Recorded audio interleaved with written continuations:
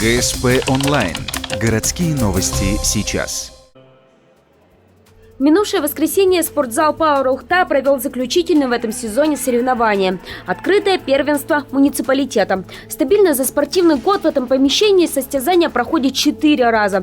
В этот на помост со штангой наперевес выходят 4 возрастные группы от 15 до 23 лет. Участников 31 человек, представлены помимо Ухты город Вуктыл. Значит, это пауэрлифтинг, силовое троеборье. В него входит 3 упражнения: приседания со штангой, жим штанги лежа и становая тяга. Регистрацию прошли представители 17 весовых категорий. 9 из них мужские, 8 женские. Хотя с первого взгляда спорт отнюдь не дамский.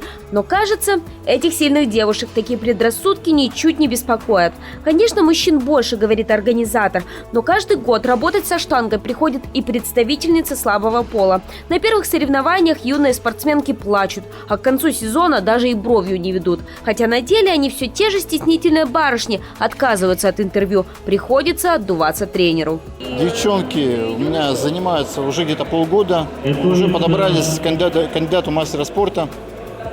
Неоднократно уже чемпионки, можно сказать, города. К слову, ученицы Дениса Кожевина воспитываются в интернате. Там же и занимаются полюбившимся пауэрлифтингом. Теперь у них, как, впрочем, и у их соперниц, будут летние каникулы, время без соревнований. Ну а осенью снова в бой. Получать статусы кандидатов в мастера спорта и мастеров спорта.